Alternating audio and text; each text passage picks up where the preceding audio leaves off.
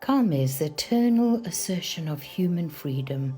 Our thoughts, our words, and deeds are the threads of the net which we throw around ourselves. Beautiful words by Swami Vivekananda. The third spiritual law of success is the law of karma, or cause and effect. And karma is both action and the consequences of that action. So everyone has heard of the expression, what you sow is what you reap. If we want to create happiness in our lives, we must learn to sow the seeds of happiness. Therefore, the law of karma implies the action of conscious choice making. So when we choose actions that bring happiness and success to others, the fruit of our karma is happiness and success. In every moment, we have access to an infinity of choices. Some choices are made consciously, while others are made unconsciously. But unfortunately, a lot of our choices are made unconsciously, and therefore we don't think they are choices, and yet they are. And as a result of conditioning, our choices are often triggered by people and circumstances into predictable outcomes. If we were to insult you, you would most likely make the choice of being offended. If I were to pay you a compliment, you would most likely make the choice of being flattered. But think about it. You could make the choice of not being offended by an insult. You could make the choice of not letting a compliment flatter you either.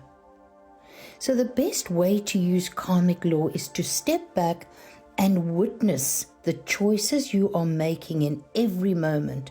When you make any choice, ask yourself two things. What are the consequences of this choice? And will the choice I'm making bring happiness to me and to those around me? There is always one choice that will create maximum happiness both for you and for those around you. And this choice is the spontaneous right action, because it's the action that nourishes you and everyone else who is influenced by that action. How do you make spontaneous right choices? By paying attention to sensations of comfort or discomfort in your body. At the moment you make a choice, ask your body, what are the consequences of this choice?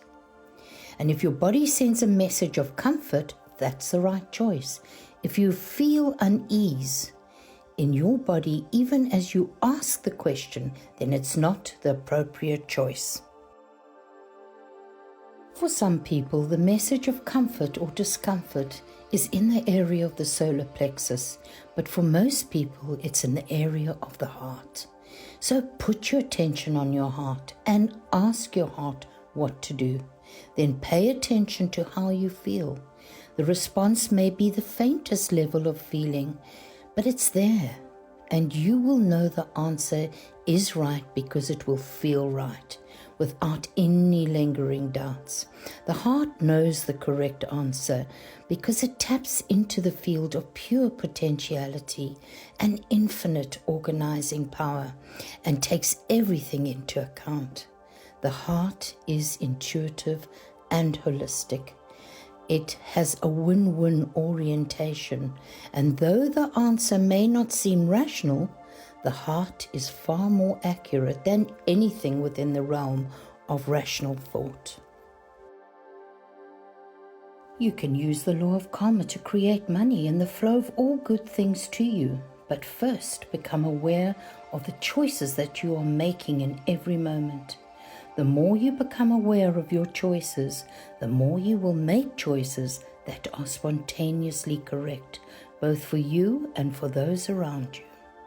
How can you apply the law of karma to the choices you've already made?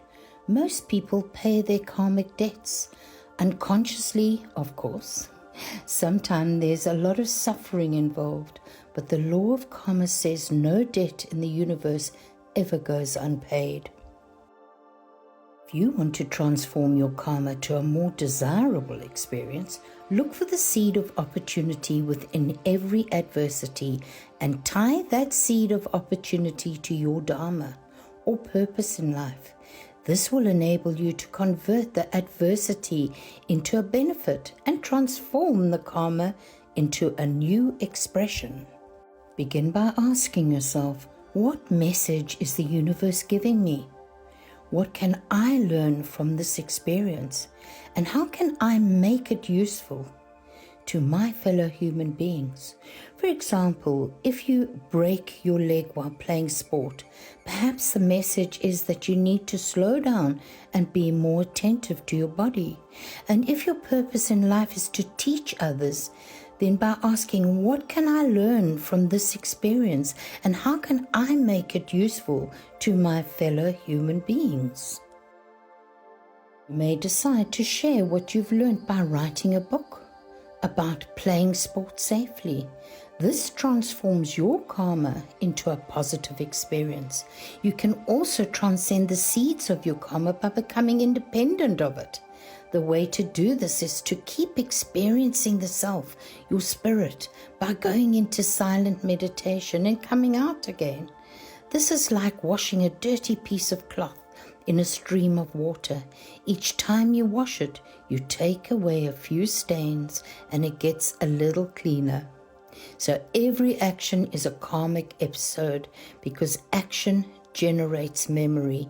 Memory generates desire, and desire generates action again. As you become conscious of these seeds of manifestation, you become a conscious choice maker, and the action you generate will be evolutionary. As long as karma is evolutionary, both for you and for those around you, then the fruit of karma will be happiness and success. So witness the choices you make in every moment. And the best way to prepare for any moment in the future is to be fully conscious in the present. So whenever you make a choice, ask yourself 2 questions. What are the consequences of this choice? And will this choice bring happiness to me and to those who are affected by this choice? And ask your heart for guidance and be guided by its messages of comfort or discomfort. If the choice feels comfortable, go ahead with the choice. If the choice feels uncomfortable, then don't make that choice. Simple.